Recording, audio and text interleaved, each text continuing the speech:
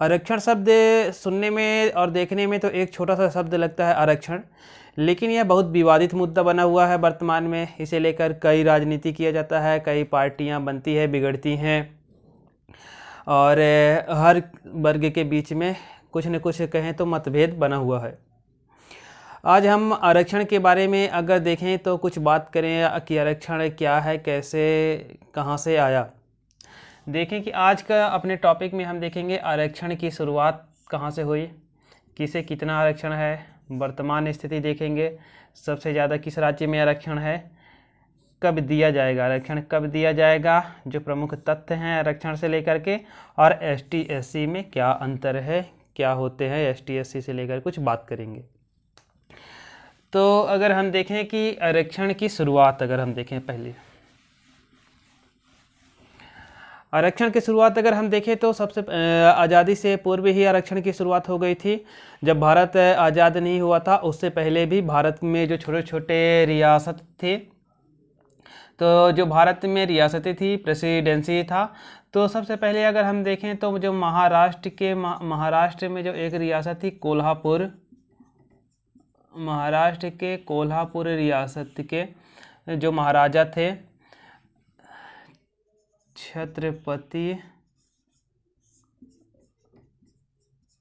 साहू जी महाराज ने 1901 में अपने रियासत में गरीबी दूर करने के लिए जो सभी वर्ग थे तो उनके हिस्सेदारी के अनुपात में उन्हें सरकारी नौकरियों में आरक्षण देने की बात 1901 में छत्रपति साहू जी महाराज करते हैं।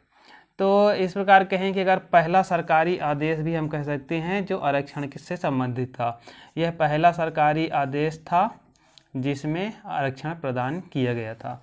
तो सबसे पहले महाराष्ट्र के कोल्हापुर रियासत के छत्रपति साहू जी महाराज ने 1901 में अपने यहाँ जो सरकारी नौकरियां या प्रशासनिक जो वहाँ विभाग थे तो उन पर सभी को आरक्षण देने की, उनके हिस्सेदारी के अनुपात में आरक्षण देने की बात करते हैं। आगे देखें कि इसका जो क्रम है तो 1908 में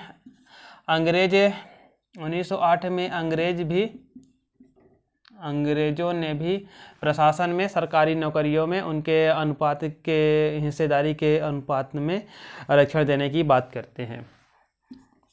आगे क्रम चलता रहता है और 1921 में देखें तो मद्रास प्रेसिडेंसी है। तो मद्रास प्रेसिडेंसी के द्वारा एक आदेश निकाला जाता है। उनके आदेश में ये कहा जाता है कि जो गैर ब्राह्मण हैं तो गैर ब्राह्मणों को 44% और ब्राह्मणों को, मुसलमानों को और आंग्ल भारतीय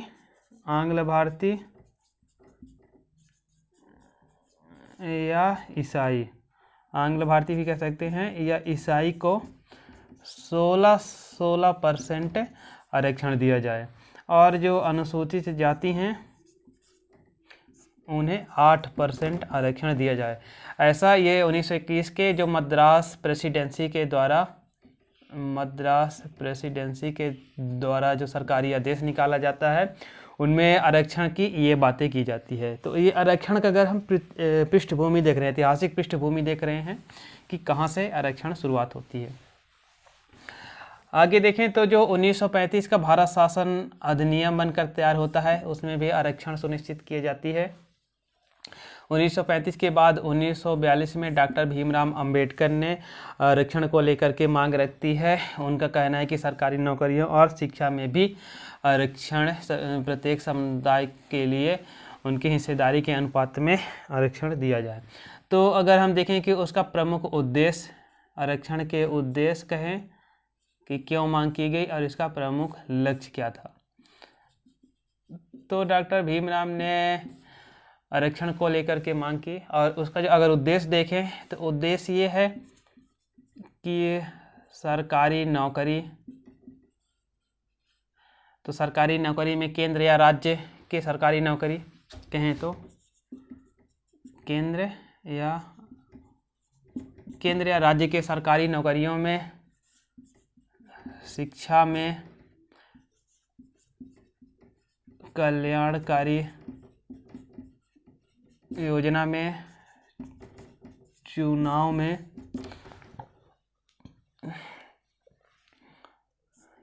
में जो सभी समुदाय हैं, सभी समुदाय के लोगों का उनके अनुपात या उनके हिस्सेदारी के अनुपात में सभी को मतलब मौका मिले या पर्याप्त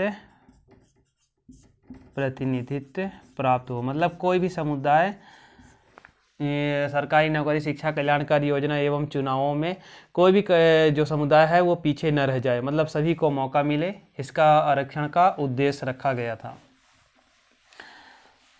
ये हुई उद्देश्य की बात हुई। अगर हम देखें कि किसे कितना आरक्षण प्राप्त है, तो जो केंद्र सरकार के द्वारा, वैसे तो हर राज्य का अपना अलग अलग आरक्षण होता है, हर राज्य अपना अलग आरक्षण प्रदान कर सकता है। जो केंद्र सरकार के द्वारा अलग आरक्षण प्रदान किया गया है, तो देखें जो एससी है उसे 15%, जो एसटी है उसे 7.5%, जो ओबीसी है उसे 27%। यानी अगर टोटल की बात करें तो टोटल 49.5% आरक्षण प्राप्त है। अगर कितना रह गया है, कितना बचा है, तो ये देखें तो जो 50.5% आरक्षण रह गया है ये जनरल के लिए है, जिसमें एसटी, एससी और ओबीसी सभी भाग ले सकते हैं। ये एससी और एसटी के बारे में हम अलग से बात करेंगे अभी। तो इस प्रकार आरक्षण का जो अनुपात है तो ऐसा है, 50.5% आरक्षण रह गया है, जिसमें जनरल के लिए है, एसटी, एससी, ओबीसी उसमें सभी भाग ले सकते हैं। ये केंद्र सरकार के आरक्षण है और प्रत्येक राज्य का आरक्षण अलग अलग हो सकता है। एमपी वाले जो देख रहे होंगे तो एमपी का जो आरक्षण है वो अलग है, उसके बारे में हम अलग से बताएंगे। अगर हम देखें कि सबसे ज़्यादा किस राज्य को आरक्षण, मतलब किस राज्य ने सबसे ज़्यादा आरक्षण दिया है, तो जो तमिलनाडु है, तो तमिलनाडु अपने यहाँ सबसे ज़्यादा आरक्षण प्रदान किया है, 69% आरक्षण। महाराष्ट्र में देखें तो महाराष्ट्र 52% और एमपी की देखें तो 50% आरक्षण अपने नागरिकों को प्रदान किया है।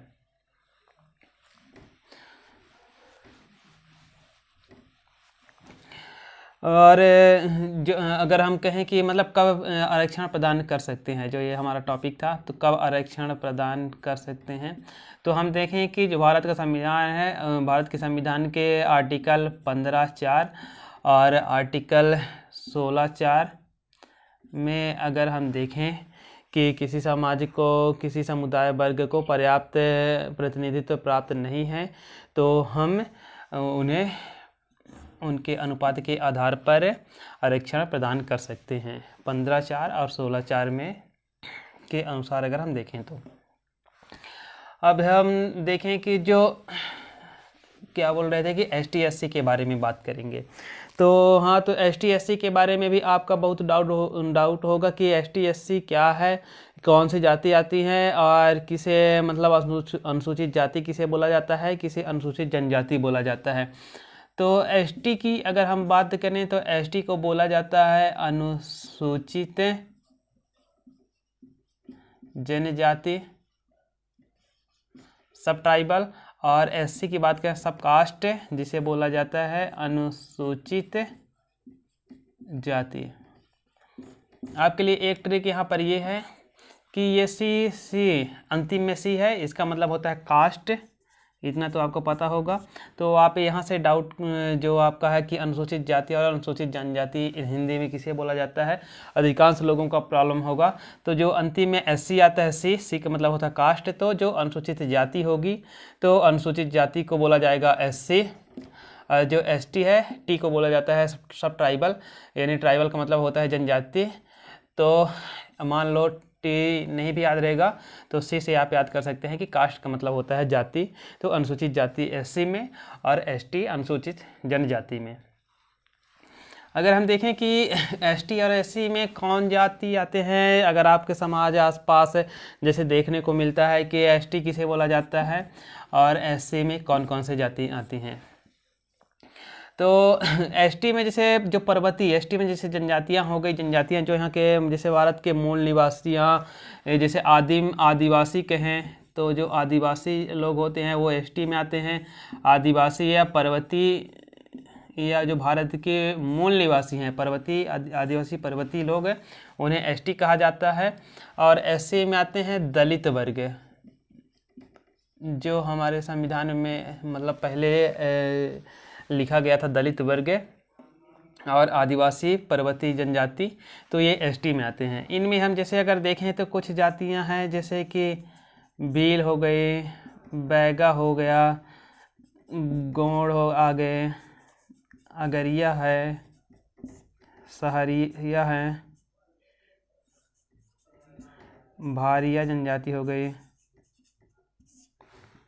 और बहुत सारे जनजातियाँ आती हैं, अगरिया, गोंड, बैगा, लोहार, कोल भी हो गए और सहरिया, भारिया, बिजवार जनजाति, मतलब जो ऐसे कई जनजातियां हैं जो एसटी में आती हैं। एससी में हम जैसे देखें कि कोली वगैरह हो गए, जैसे कोली हो गए, भंगी हो गए, चमार हो गए, धोबी हो गए, और इसमें भी कई जातियां हैं। हर राज्य में अलग अलग जातियां निर्धारित की गई है। तो जैसे आपके आसपास जैसे जो दलित वर्ग है वो एससी में आते हैं और जो जनजाति हैं आदिवासियां मूल निवासी होती हैं वो एसटी में आती हैं। तो यहाँ से भी आपका डाउट बहुत क्लियर हो गया होगा कि एसटी एससी किसे बोला जाता है। मध्य प्रदेश का एसटी और एससी का आरक्षण अलग ही है और केंद्र का एसटी और एससी का आरक्षण अलग ही है। तो शायद हमने बहुत कुछ आरक्षण के बारे में और एसटी एससी के बारे में शायद बता दिया है। जो कुछ भी छूट रहा होगा तो जब हम एमपी का आरक्षण लेकर आएंगे कि किसे कितना आरक्षण प्राप्त है, एमपी के लिए अलग वीडियो बनाएंगे, तो वो डाउट और जो कुछ